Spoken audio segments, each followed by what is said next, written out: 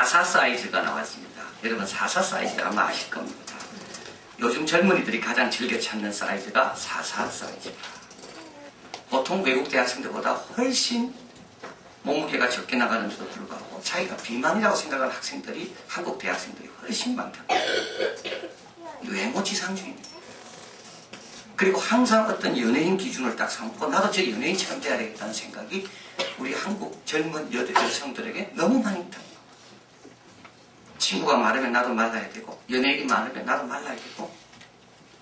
그런데 이런 한국 여대생들에게 문제가 있는데 문제가 뭐냐면 헌혈에서 퇴짜를 받는다.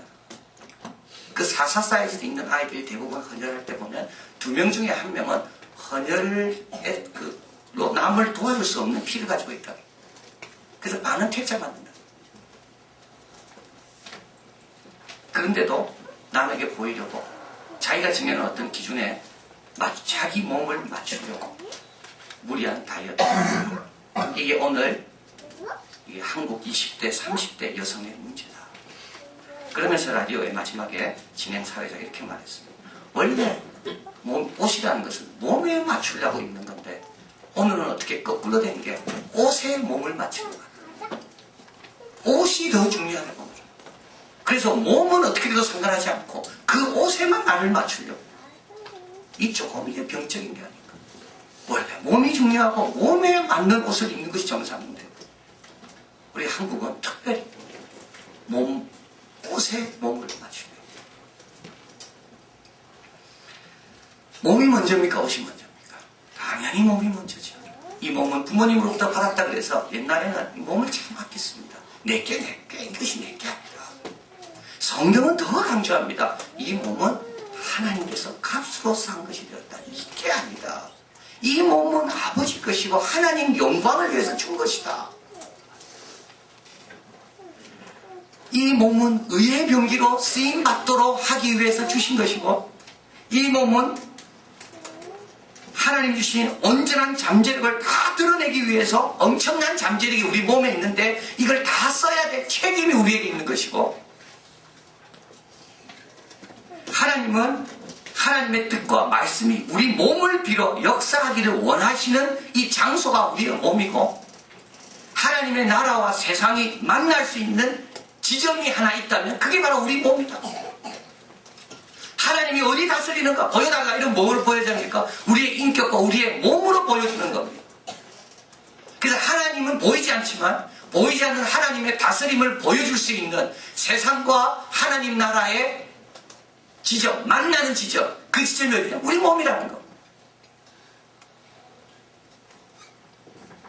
그런데 이 몸을 하나님 주신 이 귀한 몸을 값으로 산 것이 된 이 귀한 몸을 엉뚱한 데 드리는 무리들이 오늘 본문에 나옵니다. 잠언에서 경고하는 거죠. 이 귀한 몸을 다음과 같은 것은 절대 드리지 마라. 혈제는 어디입니까? 음란한 것입니다. 간음입니다. 부적절한 성적 관계입니다. 하나님이 맺어주신 정당한 배우자에게 몸을 드려야 하는데 음녀에게 몸을 줍니다. 여러분 이거 얼마나 큰 죄인지 압니까? 모든 자는 다 몸 밖에 있지만 간음은 몸 안에 있다고 했어요.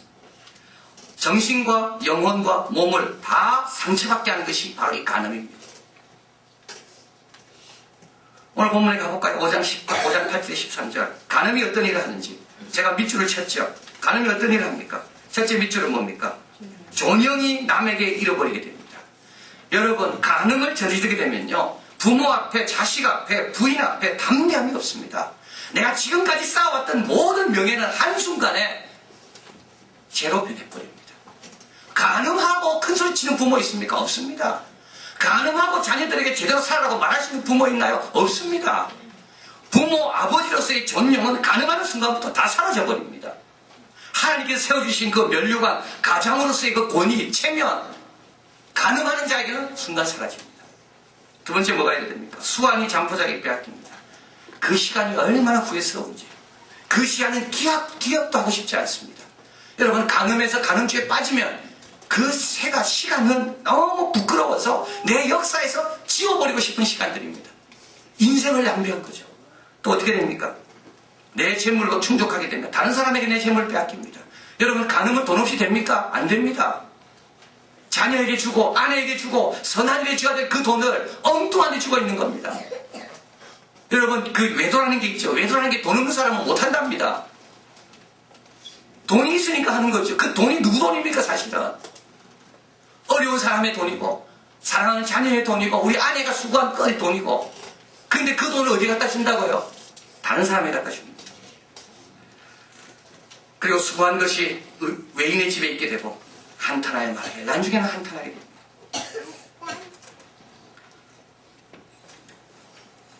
죄는 모든 것을 엉망으로 만들어 놓습니다.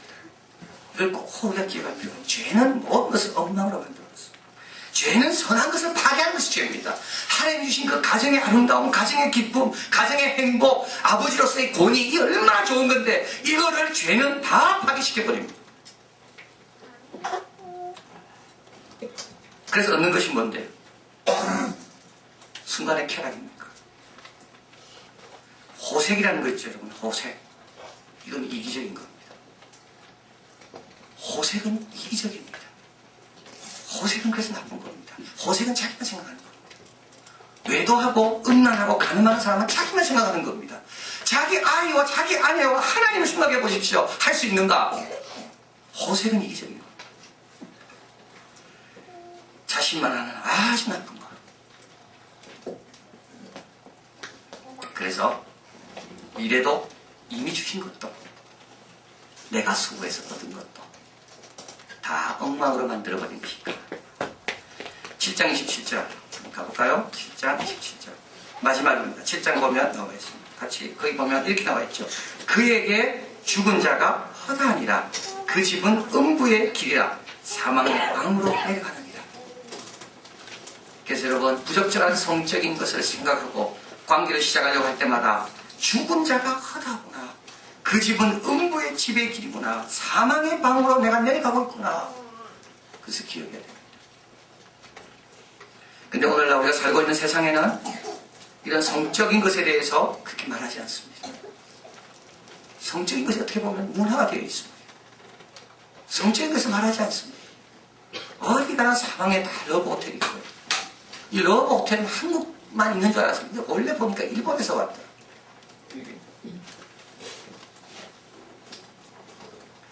왜 성경은 성적인 것에 대해서 분명하게 이야기합니까? 왜 성경만이 성적인 죄는 죄라고 이야기합니까? 왜 그렇습니까? 왜 하나님만이 단호하게 가정을 귀하게 여기라고 말씀합니까? 우리를 지으신 분이기 때문에, 우리를 사랑하기 때문에, 우리의 가정을 우리에게 허락하신 분이기 때문에, 우리를 누구보다 잘 알기 때문에 그렇습니다. 그렇게 해가지고는 행복할 수 없다는 걸 누구보다 잘 알기 때문에. 고린도전서 10장에 보면 사도 바울은 말씀합니다. 형제들아, 너희가 알지 못하게 내가 원치 않냐면 우리 조상들이 다 구름 아래 있고 바다 가운데를 지나가며 모세에게 속하며 다 구름과 바다에서 세례를 받고 다 같은 신령한 식물을 먹으며 다 같은 신령한 음료를 마셨으나 저희의 다수를 하나님이 기뻐하지 아니하신 거로 저희가 광야에서 멸망을 받았느니라. 똑같은 음료, 똑같은 지도자, 똑같은 구름과 바다에서 기적을 체험했습니다. 그런데도 가나안 땅에 못 들어갔습니다. 왜냐하면 가늠하다가 24,000명이 죽었습니다.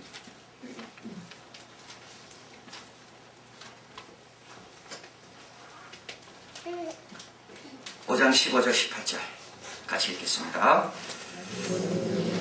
내 길을 그에게서 멀리하라. 그 집에 5장 10 맞습니까? 15, 10 같이 있습니다. 너는 내 우물에서 물을 마시며 내 샘에서 흐르는 물을 마시라. 어찌하여 내 샘물을 집 밖으로 넘치게 하겠으며 내 도랑물을 거리로 흘러가게 하겠느냐. 그 물로 내게만 있게 하고 타인으로 더불어 마시지 말라. 내 샘으로 복되게 하라. 내가 젊어서 취한 아내를 즐거워하라.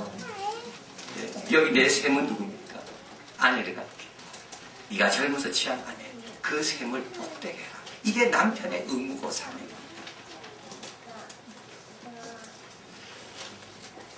에드윈 루이스 쿨이 적은 남자입니까? 나오는 내용입니다. 리얼 맨이라는 남자가 누군가? 남자가 누굽니까? 이 책에서 그 질문합니다. 진정한 남자는 누군가? 스티브라는 사람이 나옵니다. 분위기 좋지 않는 직장 생활을 했습니다. 이 직장은 여성과 남성 간의 교양 있는 대화가 부족하고 서로 막 하는 곳입니다. 그래서 한 여성과 사귀게 되었고 보통 직장 가운데서 이런 실수가 많이 일어납니다. 아내도 두 딸도 안중에 들어오지 않았습니다. 그런 결정을 내렸습니다. 아내와 가정을 버리고 말치득인 주치득 생활을 하기로. 그래서 아파트를 하나 얻어서 그 여자와 살았습니다. 아내는 어디서 이런 잘못이 되었는지 계획입니다. 어떻게 이런 일이 일어났는지 며칠 밤을 새면 눈물로 생각을 해도 이유를 모르겠습니다. 근데 게일은 신실한 여종이었기 때문에 하나님을 붙잡고 견디려고 두 딸과 함께 노력했습니다. 스티브는 아파트를 얻어 나갔습니다. 행복했을까요? 평강이 없었습니다. 음주운전을 하다가 구속이 되었습니다. 스티브는 감옥에서 비로소 자기가 얼마나 큰 죄를 지었는지 깨달았습니다. 하나님께 울부짖고 용서를 구하고 석방이 되어 어디로 갔겠습니까? 원래 여인에게 돌아갔습니다. 이 남자를 받아들이기 쉬웠을까요? 쉽지 않았습니다. 그러나 하나님께 기도하고 매달리고 자기 용서하는 마음을 달라고 기도하고 자기의 질투에 대한 것을 회개하고 그리고 자기 마음이 좁아진 것을 하나님께 넓혀달라고 기도했습니다. 이 가정은 지금 어떨까요? 저자는 이렇게 말합니다. 언제 그런 일이 겪었나는 듯이 지금은 이 가정은 건재하다. 여러분 관계를 맺을 때 영구적인가 아닌가를 봐야 됩니다. 안전한 걸 봐야 됩니다. 신실한 걸 봐야 됩니다. 이 세 가지를 질문해야 됩니다. 지금 당장 그게 관계가 아닙니다. 영구적일 수가 있는가? 안전한 것인가? 그리고 진실되고 신실한 것인가? 아예 시작도 하지 말고 아예 생각도 하지 말고 어디로 가요? 하나님 주신 샘으로 돌아가라. 내 샘으로 기쁘게 하고 네 샘으로 목되게 하라. 우리 몸은 내게 아닙니다. 내 몸 내게 아닙니다. 내 몸은 우리 자녀들 것이고 내 몸은 우리 아내 것이고 내 몸은 우리 하나님 것이고 이 몸으로 하나님께 몸을 돌려라. 두 번째로 오늘 본문에서 우리 나눈 두 번째는 뭡니까? 술입니다. 술의 지배를 받지 마라 말씀입니다. 이번 설교를 준비하면서 기도 많이 했습니다. 우리 다 술 먹는 분들 제가 아는 분 좀 알거든요. 야, 이거 하나님 말씀하셔야습니다. 내가 어떻게 되겠습니까? 여러분, 술은 다른 음식하고 다릅니다. 많은 분이 이렇게 술도 음식이라 이야기합니다. 음식 중에 술 같은 음식이 있습니까? 음식 중에 먹고 나서 우리의 본성을 바꾸는 음식이 있습니까? 없습니다. 음식 먹고 나서 콜라 2잔 마시고 나서 큰 소리 떠드는 사람 있습니까? 없습니다. 커피를 10잔 마셨다 해가지고 내가 막 싸우고 막 아무데나 오줌 누고 아무데나 잠자고 그렇게 됩니까? 안 됩니다. 술만 그렇습니다. 술만이 우리의 본성을 바꿔놓습니다. 술은 우리를 시끄럽게 한다 그랬습니다. 우리를 거만하게 만든다 그랬습니다. 그래서 사람들이 어떻게 보면 술을 찾는 이유가 거기에 있어요. 늘 눌려있고 스트레스 받는 내 자신 나를 좀 해방시키고 싶어서 23장 29절에서 35절 이 구절은 여러분 술 좋아하는 분은 꼭 적어놔셔야 됩니다. 차에도 적어놓고 책에도 적어놓고 회사가도 적어놓고 한번 다 같이 한번 읽어보겠습니다. 잠언에서 가장 문학적으로 뛰어난 문장을 여기에서 발견할 수 있다고 해요. 같이 있습니다. 재앙이 네게 있느냐, 근심이 네게 있느냐, 분쟁이 네게 있느냐, 원망이 네게 있느냐, 까닭없는 창상이 네게 있느냐, 붉은 눈이 네게 있느냐, 술에 잠긴 자에게 있고 혼합한 술을 구하러 다니는 자에게 있느니라. 포도주는 붉고 잔에서 번쩍이며 순하게 내려가나니 너는 그것을 보지도 말지어다. 이것이 마침내 뱀같이 물 것이요 독사같이 쏠 것이며 또 내 눈에는 괴이한 것을 보일 것이며 내 마음은 망령된 것을 바랄 것이며 너는 바다 가운데 누운 자 같을 것이요 돛대 위에 누운 자 같을 것이며 내가 스스로 말하기를 사람이 나를 때려도 나는 아프지 아니하고 나를 상하게 하리도 내게 감각이 없도다. 내가 언제나 깰까 다시 술을 찾겠다 하리라. 가정에 왜 분쟁이 있습니까? 가정에 분쟁 없어도 되는데 왜 분쟁이 있습니까? 우리 자녀들이 왜 힘들어합니까? 정말 까닭 없는 이유, 까닭 없는 분쟁, 까닭 없는 창상, 왜 까닭 없이 싸우지도 않고 상처를 몸에 받습니까? 이게 어디서 온 겁니까? 이게 술에서 온 겁니다. 붉은 눈이 어디서 왔습니까? 왜 까닭 없이 눈이 붉습니까? 밤새 공부한다고 붉었습니까? 기도한다고 붉었습니까? 민족을 위해 기도한다고 붉었습니까? 왜 까닭 없는 눈을 붉게 합니까? 포도주는 불구장에서 번쩍이며 순하게 내려갑니다. 그래서 그것을 보면 안 됩니다. 근데 마침내 뱀같이 물것이요 독사같이 쏜다 그랬습니다.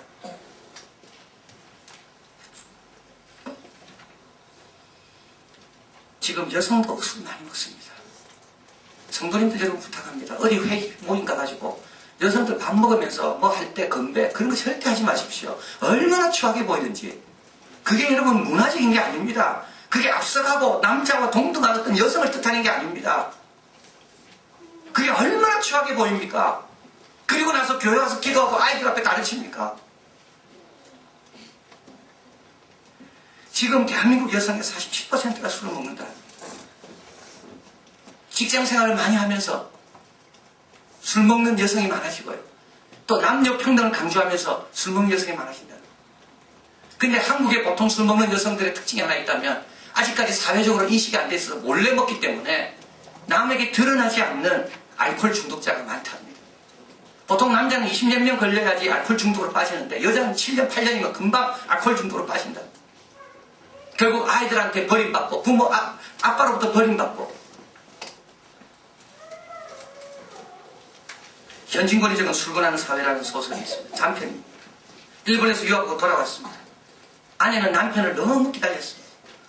싹바느질 하면서 남편을 뒷바라지 하고 남편만 돌아오면 이제 남편이 큰 일을 민족으로 해야겠다. 근데 남편이 돌아오고 한숨만 쉬고 있습니다.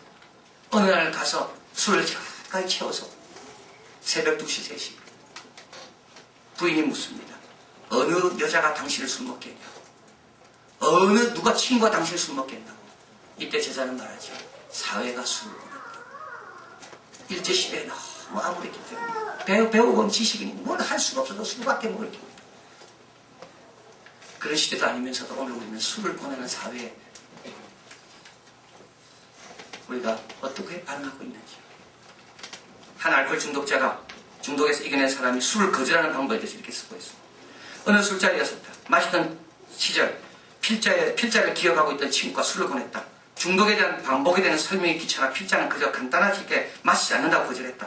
보통 술을 권할 때 이렇게 말하면 된답니다. 내 알코올 중독자가 있다. 이러면 안 권한답니다. 그래서 누가 권하면 내 알코올 중독돼서 고생 많이 했다. 그건 안 권한다는 거죠. 근데도 어떤 친구는 장난치려고 막 권한대요. 이런 경우입니다. 또 그도 취했기 때문에 친구도 취했기 때문에 내가 한번 권한 거 끝까지 한번 달성해보자. 이래서 계속 권한다는 겁니다. 친구는 권했고 나는 거절했지만 그 모습을 지켜본 중독자인 필자를 잘 아는 친구가 장난기 많은 그 친구가 있었는데 지갑에 수표 2장을 딱 넣으면서 설렜답니다. 이 사람에게 술을 먹이는 사람에게 이 수표를 주겠다. 이런 거 잘하죠. 이런 거. 이 사람 술 먹이는 자에게 내가 오늘 뭘 하겠다. 그리고 친구들이 말했습니다. 마시지 않으면 머리에 술을 붓겠다. 그때 말했습니다. 붓겠다면 부어라. 머리 젖으면 감으면 되고 옷 젖으면 빠르면 되지. 대들었다는 거예요. 한바탕 소동이 일어나고 잠잠해졌습니다. 안 마셨습니다. 그때 알코올 중독자가 돌아온 이 사람이 이렇게 말합니다. 이런 장난이 무엇인지 너희들은 아느냐. 아이들이 장난으로 개구리에 돌을 던진다. 아이들은 장난이다. 그러나 돌에 맞은 개구리는 크게 다치거나 죽을 수도 있다. 너희들은 장난으로 술을 권하지만 이 술을 먹는 내 자신의 몸이 어떻게 되는지 아느냐. 우리 자녀들이 어떻게 볼지 아느냐. 우리 아내가 얼마나 힘들어할지 아느냐. 너희들은 장난으로 나에게 술을 권하지만 개구리가 그 돌에 맞았을 때 어떻게 너희 생각해 본 적이 있느냐. 알코올릭 어너니머스라는 단체에서 이렇게 이야기합니다. 정당한 사유가 있다면 술자석도 참석해야 된다. 어떻게 술자석 참석 안 할 수 있겠습니까? 직장생활 하면서 참석해야 됩니다. 그러나 그곳에서 당신들이 할 일이 있다는 것을 기억해라는 겁니다. 술자석에서 우리가 해야 할 일이란 바로 금주 전도사 역할입니다. 맞습니다. 여러분이 할 일이 있습니다. 금주 전도사 역할입니다. 쉽게 던진 돌이 그 가정을 어렵게 하고 그 친구의 건강을 해치고 그 친구의 믿음까지도 어렵게 만듭니다. 하나님께서 여러분을 왜 그 자리로 보내셨습니까? 왜 나는 직장에 왔는데 술 많이 먹는 직장으로 보냈는가? 이유가 있습니다. 같이 먹으라는 게 아니라 부하 직원들 보호해주라고, 술에 약한 사람들 보호해주라고, 술 문화를 바꾸라고.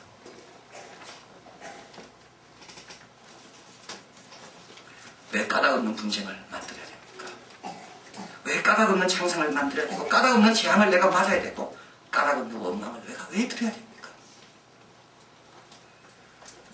여러분, 이 몸은 누구 거라고요? 내게 아닙니다. 이 몸을 하나님께 드려야 됩니다. 이 몸은 내게 아니고 우리 자녀들 거고 이 몸은 우리 아내 겁니다. 끝으로 우리에게 또 한 가지 우리의 몸에 대해서 말씀하는데 게으름입니다. 우리 3번에 첫 번째 20장 13절 같이 있습니다. 너는 잠자기를 좋아하지 말라. 내가 빈궁하게 될까 두려우니라. 내 눈을 뜨라. 그리하면 양식에 족하리라. 예, 게으름에 대해서 말씀 많이 하죠. 음란도 죄입니다. 하나님의 영광을 가리는 술도 죄입니다. 그러나 게으름도 동일한 죄입니다. 게으름은 왜 죄겠습니까? 게으름은 왜 죄겠습니까? 저는 이번 새벽을 준비하면서 하나님께서 귀한 것을 깨닫게 하셨습니다. 왜 게으름이 죄일까요? 내 좀 편하게 그냥 침상에 누워있고 남이 다 내리시고 내가 가만히 있으면 얼마나 좋을까?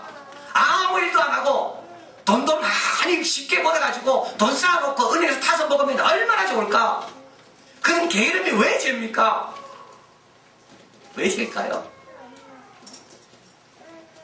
게으른 청지기 맞습니까? 게으른 청지기처럼 주인의 마음을 아프게 하고 화나게 하는 청지기는 없습니다. 5달란트, 2달란트, 1달란트 주셨습니다. 그런데 1달란트가 아무 일도 안 했습니다. 그때 주인이 와서 뭐랍니까? 악하고 게으르죠. 왜 게으르게 집니까? 하나님 주신 귀한 기회들, 하나님 주신 시간들, 하나님 주신 몸, 하나님 주신 일할 수많은 것들을 악한 청지기처럼 아무것도 안 하기 때문이죠. 오늘 본문에 가보겠습니다. 게으름에 대해서 중요하게 말씀하는 게 24장 30절 34절 있어요. 같이 있습니다. 내가 중앙에 게으른 자의 밭과 지 없는 자의 포도원을 지나가며 본즉 가시덤불이 퍼졌으며 거친 풀이 지면에 덮였고 돌담이 무너졌기로 내가 보고 생각이 깊었고 내가 보고 궁계를 받았은더라. 내가 좀 더 자자 좀 더 졸자 손을 모고 좀 더 눕자니 내 궁극이 강도같이 오며 내 궁필이 군사같이 되리라. 여러분, 제가 여기 줄을 쳐놨습니다. 밭에 없는 자의 포도원을 지나가며 본즉. 이 포도원이 누구 포도원입니까? 이 포도원 누구 포도원입니까? 아버지 포도원. 게으른 자에게 하나님께서 이 포도원을 맡겼는데 이 사람은 너무 게을러서 아버지의 포도원을 가시덤불이 퍼지고 돌담이 무너져도 고치지 않는 그런 게으른 자였다는 겁니다. 그래서 게으름은 죄입니다. 이 몸도 내게 아닙니다. 몸을 잘 관리해서 하나님을 위해 정직으로 열심히 더 많은 일을 하도록 몸을 관리해야 되는 겁니다. 시간도 내게 아닙니다. 여기 여러분 가시덤불이 퍼졌다 되겠죠. 이 가시덤불이 퍼진 곳이 어디입니까? 우리에게 하나님께서 맡기신 우리 아이들의 영혼 아닙니까? 나에게 주신 이 내 마음의 가시덤불이 내가 게을러서 퍼져 있지는 않습니다. 게으른 자의 특징은요, 남만 탓합니다. 환경만 탓합니다. 밖에 사자가 있다 그러고 나가지 않습니다. 이게 게으른 자의 특징입니다. 게으른 자의 특징은요, 현재만 안주하려고 합니다. 미래를 생각하지 않습니다.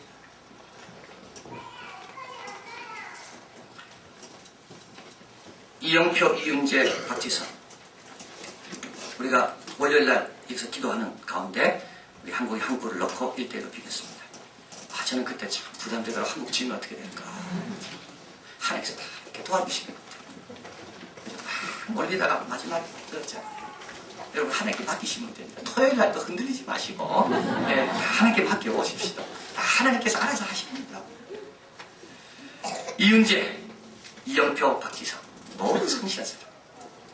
모두 성실한 사람. 이윤재는 처음에 2인자였습니다. 그런데 히딩크가 와서 그의 안정성을 보고 글을 썼습니다. 그는 2002년 월드컵 때 7경기 모두를 한 경기도 빠지 않고 뛸 수 있을 만큼 자기 관리가 잘된 철저한 선수입니다. 이영표, 그는 원래 성실한 자로 알려져 있다고 합니다.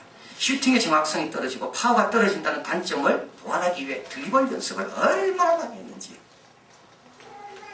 허정모 감독이 무명에 가까운 그를 대표팀에 발탁한 이유는 타고난 성실성 때문입니다.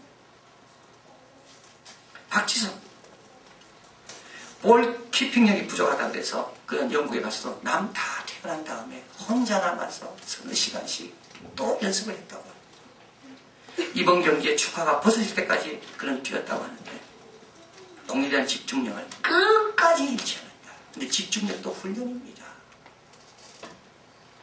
훈련이 돼야 집중력이 끝까지 잃지 않습니다. 그래서 기자는 말합니다. 이 모두는 그냥 만들어진 게 아니다. 22장 29절 너무 중요한 말씀을 하죠. 게으름 마지막에 있습니다. 같이 있습니다. 내가 자기 산업에 근실한 사람을 보았느냐. 이러한 사람은 왕 앞에 설 것이요 천한 자 앞에 서지 아니하리라.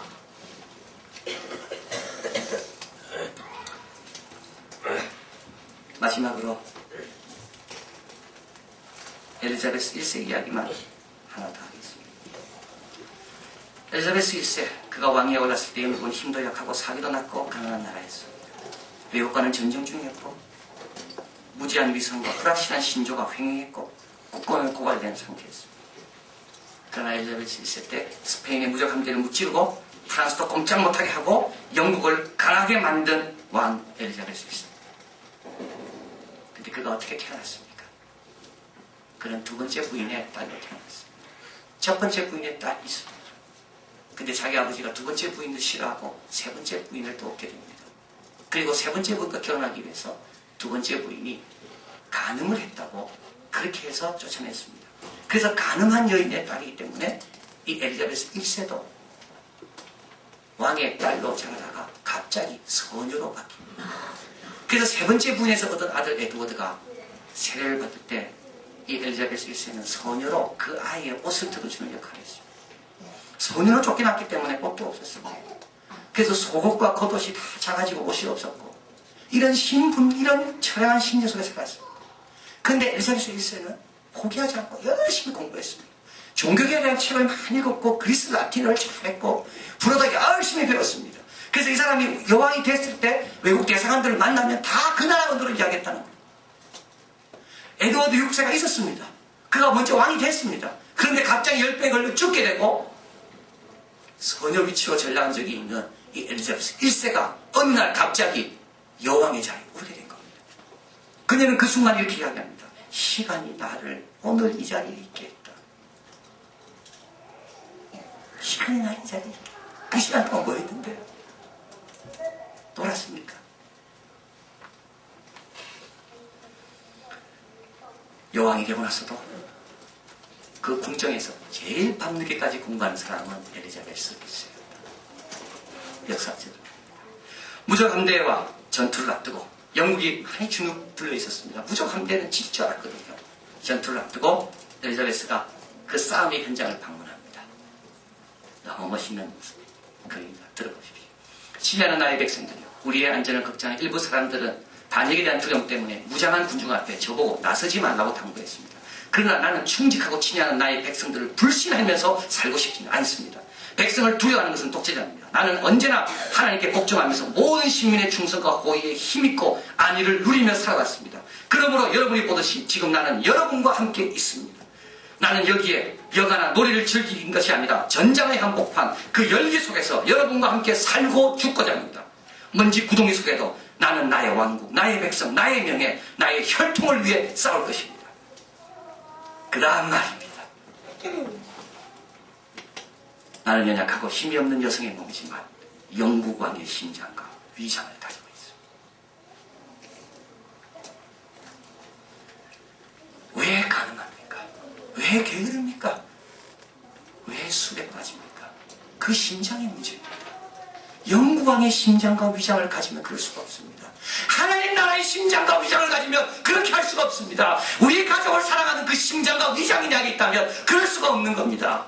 그런데 내 심장과 위장은 나밖에 짐승으로 가득 차 있습니다. 여러분 점검하십시오. 내 심장과 위장은 뭔가? 주님의 심장인가? 주님의 위장인가?